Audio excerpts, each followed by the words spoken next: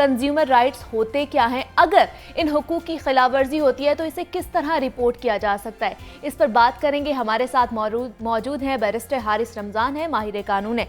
Sir मैं आपको welcome कहती हूँ जागो लाहौर में। सर कैसे हैं आप? बहुत शुक्रिया जी, thank you very much. Sir आज जैसे वर्ल्ड कंज्यूमर डे राइट्स मनाया जा रहा है, तो मुझे बताइए कि कंज्यूमर्स कौन है? क्या वही उन्हीं को कहा जाता है जो मार्केट में जाके चीज़ें खरीदते हैं, या इसकी और भी कोई डेफिनेशन है? आपने एक बेस तो सेट कर दी है कंज्यूमर राइट्स के कॉन्टेक्स्ट में, लेकिन आई थिंक मैं आपको बड़ा कमेंट करूंगा सबसे पहले कि आपने एक ऐसे टॉपिक को उठाया है जो कि मेरा ख्याल है कि एट दी हार्ट या एट दी कोर ऑफ तमाम मसाइल है। हाँ जी। मैं थोड़ा सा इसकी तमहीद इस तरह बांधूंगा कि जैसे कि हमने अक्सर सुना है कि कानून हमें बुनियादी हकूक़ प्रोवाइड करता है, और हमारा आईन पाकिस्तान जो है उसके शिक 8 से लेकर 28 तक हमें बुनियादी हकूक़ देते हैं। ये वो हकूक़ हैं कि जो कि किसी से भी लिए नहीं जा सकते। जैसे राइट टू लाइफ है, राइट टू मैरिज है, राइट टू प्रैक्टिस रिलीजन है। इसी तरह एक सारिफ वो शख्स है जो कि अपनी ज़िंदगी, अपनी दिन भर की मेहनत, एफर्ट के बाद अपनी रकम इकट्ठी करता है, कमाई से जाके मार्केट में कोई भी चीज़ खरीदता है। अब ये दो तरह की चीज़ें हो सकती हैं। ठीक है। पहली है एक कोई प्रोडक्ट वो खरीद सकता है, जैसे कि कोई शैम्पू खरीद सकता है, कोई भी कपड़ा खरीद सकता है, इस तरह की चीज़, या फिर वो कोई सर्विसेज हायर कर सकता है।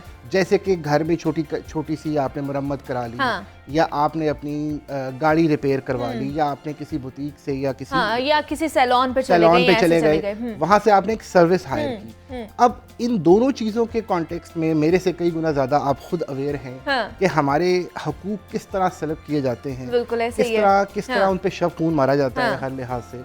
तो आपने इसको एक बेस तो एलिमेंट कर दिया, लेकिन ये दो वो चीज़ें हैं जो कि एक आम कंज्यूमर, एक आम इंसान जब भी मार्केट में जाता है तो उसको ये मुश्किलात जो हैं वो फेस करनी पड़ती हैं, और मार्केट फोर्सेस इतनी नेगेटिवली एक्ट करती हैं कि एक बेसिक चीज़ जो भी है एक गरीब शख्स को उसको वो मैसर नहीं हो सकती हैं। तो कंज्यूमर कॉन्टेक्स्ट में ये दो चीज़ें हैं जो कि अगर बेस लीगली उसको देखा जाए, मगर अगर आप उसको मार्केट फोर्सेस की तरफ रेप्लिकेट करें तो हर जगह, हर दम और हर वक्त ये उनसे छीने जा रहे हैं, और मार्केट में ऐसी कोई फोर्सेस एग्जिस्ट नहीं करती हैं।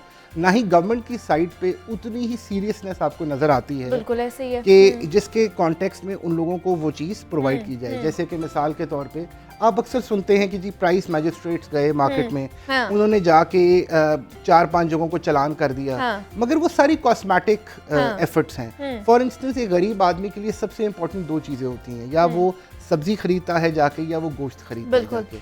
अगर आप जब भी देखें एक बंदा कभी सब्जी दान के पास, फरोश के पास जाए, तो वहाँ एक रेट लिस्ट है जो कि हुकूमत ने आवेजा की होती है। उस कॉन्टेक्स्ट के अंदर वहाँ पर आप जब भी उसका उस रेट लिस्ट को देखेंगे तो आपको जो चीज़ वहाँ लगी हुई है वो नहीं मिलेगी, कम से कम 20, 30, 40, 50 रुपए या 100 रुपए महंगी मिलेगी बेशक। और आप जब उनसे ये तकाजा करेंगे कि भाई आप इस रेट के कॉन्टेक्स्ट में क्यों नहीं बेच रहे, तो वो जी हम क्या करें जी, मंडी से बहुत रेट आता है। इसका मतलब है इफेक्टिव कंट्रोल्स है ही नहीं है। तो यही कह सकते हैं कि जी चेक एंड बैलेंस का जो बहुत ज़्यादा मसला है हमारे यहाँ पे। सर हम सारिफ हैं, हम कंज्यूमर्स हैं, तो क्या क्या है हमारे हकूक़ और जो कानून के तहत हमें हासिल हैं? जी मैं आपको थोड़ा सा इसकी ना पस मंजर में लेके जाऊँ। जैसे कि आपने अपनी स्टार्ट में बताया कि ये आगाज़ 1963 से हुआ जब अमेरिका के प्रेसिडेंट जॉन एफ कैनेडी ने इस चीज़ को हाईलाइट किया, और अमेरिका में इस मूवमेंट का आगाज़ हुआ कि जो एक कंज्यूमर है, क्योंकि ज़ाहिरी बात है उन्हें इस चीज़ का बहुत ज़्यादा उस हुकूमत को ये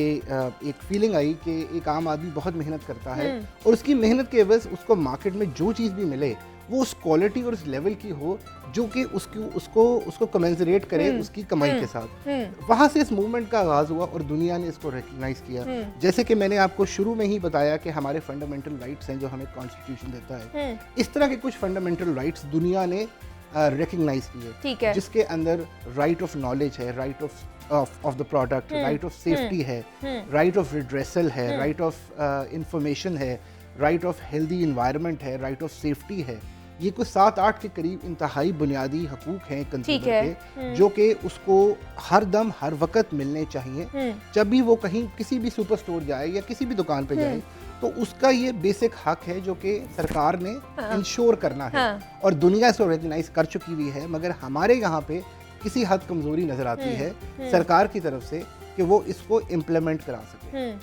जैसे कि मैं थोड़ा सा आपको पस मंज़र में लेके जाता हूँ कि पंजाब जो था वो पहला सूबा था जिसने कंज्यूमर राइट्स के ऊपर सबसे पहले काम करना शुरू किया। ठीक है। हमारा कानून जो 2005 में है जिसका नाम है Punjab consumer protection act of 2005, एक बहुत अच्छा और बेहतरीन कानून है। जब ये लाया गया 2005 में तो एक बहुत मुफस्सल कोशिश की गई कि लोगों को इसकी आगाही दी जाए। एक डायरेक्टरेट बनाया गया, बाकायदा लोग फील्ड में जाके लोगों को आगाही देते थे, और एक जो कि बहुत मशहूर कंज्यूमर कोर्ट जो है वो वजूद में आई। इसके आज भी अगर आप देखें तो इसके वही रजिस्ट्रार हैं जो कि 2007 में अपॉइंट हुए थे जब इस कोर्ट का आगाज हुआ। हाँ। और 2007 से लेके अब तक ये कोर्ट चल रही है। मतलब पहली कोर्ट जो कंज्यूमर कोर्ट बनी थी वो 2007 में बनी, 2007 में, और वही अब तक चलती आ रही है। जी, वही और कितनी कंज्यूमर कोर्ट्स अगर बात की जाए यहाँ ये आपने बहुत इंपॉर्टेंट पॉइंट रेस कर दिया है, क्योंकि अब तक वही एक कोर्ट है, एक ही है, और वो ना सिर्फ लाहौर को देखती है, वो 2 और डिस्ट्रिक्ट को भी देखती है जाके। तो उसके ऊपर कितना लोड होगा, और एक खाली कंज्यूमर कोर्ट क्या कर सकती है। एब्सोल्युटली, आपने बहुत जबरदस्त बात की है। हाँ। कि उस एक कोर्ट जिसका लोड हमारी आबादी या वैसे ही वो कम थी केटर करने के लिए, आपने उस पर इतना लोड डाल दिया कि आपने दूसरे डिस्ट्रिक्ट, इससे सरकार की सीरियसनेस का अंदाजा लगा सकते हैं कि कितना इसको इम्पोर्टेंस दी गई। बल्कि हम तो ये समझते हैं कि तहसील लेवल पे स्मॉल कोर्ट्स होनी चाहिए, एक बड़े शॉपिंग सेंटर के अंदर एक छोटा सा एक ऐसा सेंटर बना देना चाहिए। हाँ।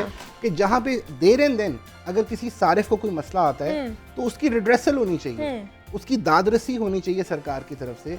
मगर उसके लिए सिस्टम को इस तरह मुश्किल बना दिया गया हुआ है इन द रीसेंट टाइम्स कि वो ये सोचता है कि जी मैं 2, 4, 5, 6 हज़ार की चीज के पीछे अपने आप को क्यों एग्जैक्टली ये भी है। लेकिन अगर देखा जाए तो हमारे हुकूक जहाँ पे पूरे नहीं हो रहे होते तो हम किस तरह शिकायत कर सकते हैं, प्रोसीजर क्या है इस चीज का?